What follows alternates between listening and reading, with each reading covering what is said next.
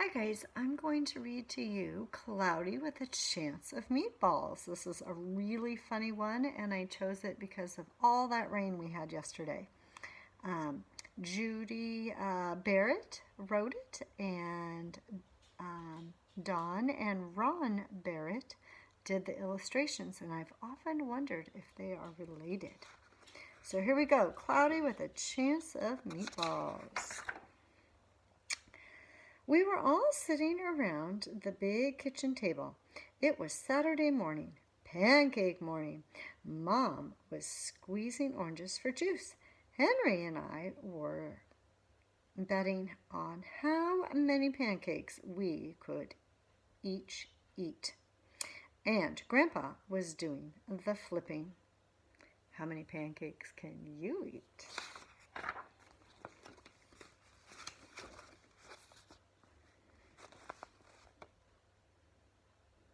Seconds later, something flew through the air, headed toward the kitchen ceiling, and landed right on Henry. It's a pancake. After we realized that the flying object was only a pancake, we all laughed, even Grandpa. Breakfast continued quite uneventfully. That means just kind of like you expect it. All the other pancakes landed in the pan, and all of them were eaten, even the one that landed on Henry.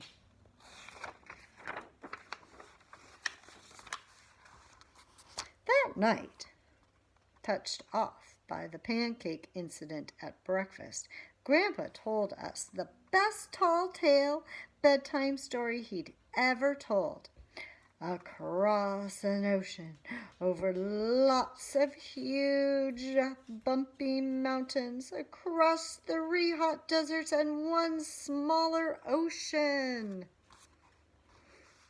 There lay the tiny town of Chew and Swallow.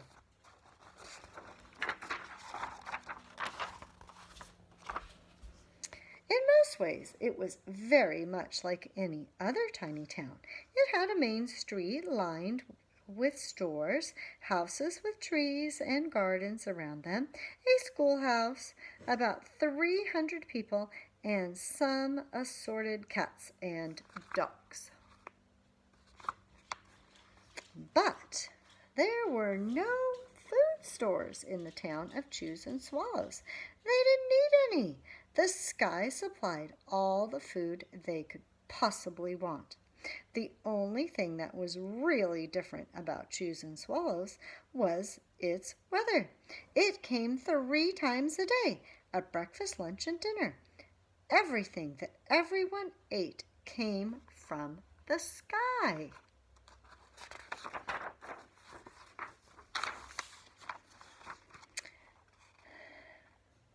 Whatever the weather served, that was what they ate. But it never rained rain, it never snowed snow, and it never blew just wind. It rained things like soup and juice.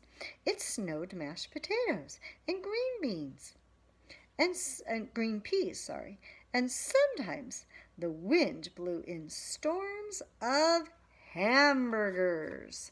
Oh, I would like that. There's the storm of hamburgers. The people could watch the weather report on television in the morning, and they would know, and they would even hear a prediction for the next day's food. When the townspeople went outside, they carried their plates, cups, glasses, forks, spoons, knives, and napkins with them. That way they would always be prepared for any kind of weather. If there were leftovers, and there usually were, the people took them home and put them in their refrigerators in case they got hungry between meals. You might have noticed I'm reading this upside down, which is a little challenging. The menu varied. By the time they woke up in the morning, breakfast was coming down. After a brief shower of orange juice, low clouds of sunny side up eggs moved in, followed by pieces of toast. Butter and jelly sprinkled down for the toast. And most of the time it rained milk afterwards. Oh, that's a good, nutritious breakfast, huh?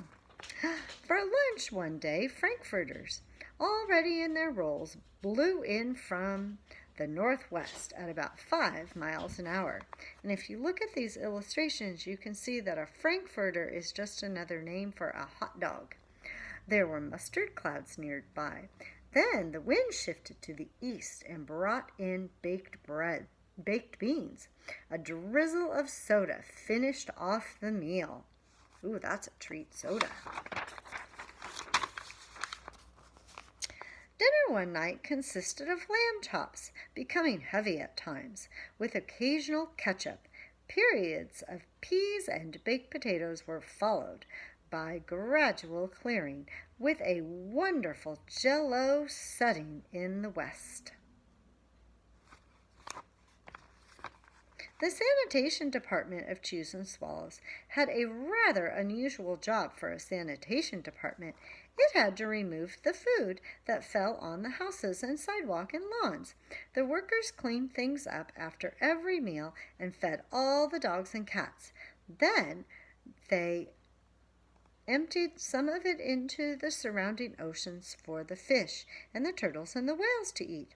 The rest of the food was put back into the earth so that the soil would be rich for the people's flower gardens.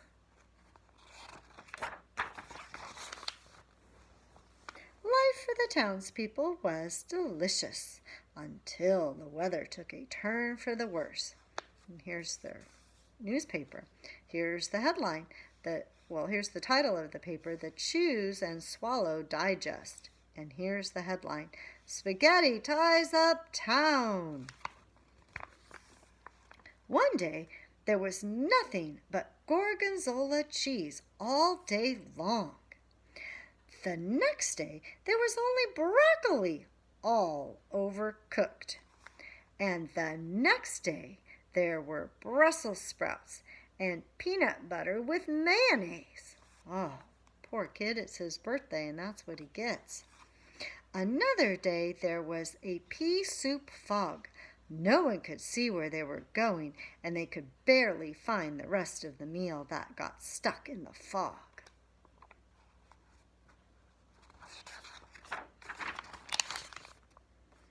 The food was getting larger and larger, and so were the portions. The people were getting frightened. Violent storms blew up frequently.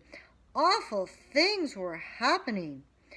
Then, one Tuesday, there was a hurricane of bread and rolls all day long and into the night. There were soft rolls and hard rolls, some with seeds and some without. There was white bread and rye and whole wheat toast. Most of it was larger than they had ever seen bread and rolls before. It was a terrible day. Everyone had to stay indoors. Roofs were damaged, and the sanitation department was besides itself. The mess took the workers 4 days to clean up, and the sea was full of floating rolls. To help out, the people piled up as much bread as they could in their backyard. The birds picked at it a bit, but it just stayed there until it got staler and staler. There was a storm of pancakes one morning and a downpour of maple syrup that nearly flooded the town. A huge pancake covered the school. No one could get it off because of its weight, so they had to close the school.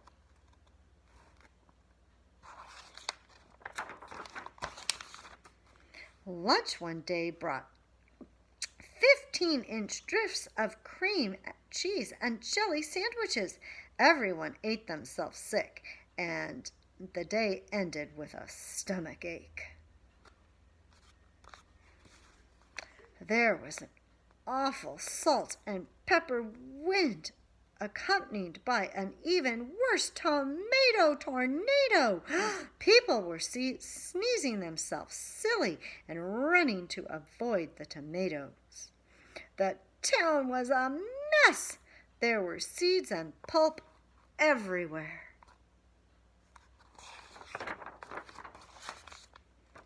The sanitation department gave up. The job was too big. Everyone feared for their lives. They couldn't go outside most of the time. Many houses had been badly damaged by giant meatballs. Stores were boarded up, and there was no more school for the children. Look at those ginormous donuts. So, a decision was made to abandon the town of Chews and Swallows. It was a matter of survival. The people glued together the giant pieces of stale bread in sandwich style with peanut butter, took the absolute necessities with them, and set sail on their rafts for a new land. That was pretty clever. After being afloat for a week, they finally reached a small coastal town which welcomed them. The bread had held up surprisingly well enough for them to build temporary houses for themselves out of it. The children began school again, and the adults tried to find places for themselves in the new land. The biggest change they had to make was getting used to buying food at a supermarket. They found it odd that the food was kept on shelves, packaged in boxes, cans, and bottles. Meat that had to be cooked was kept in large refrigerators. Nothing came down from the sky except rain and snow. The clouds above their heads were not made of fried eggs. No one ever got hit by a hamburger again, and nobody dared to go back to Chews and Swallows to find out what had happened to it. They were too afraid. Henry and I were awake until the very end of Grandpa's story. I remembered his good night kiss.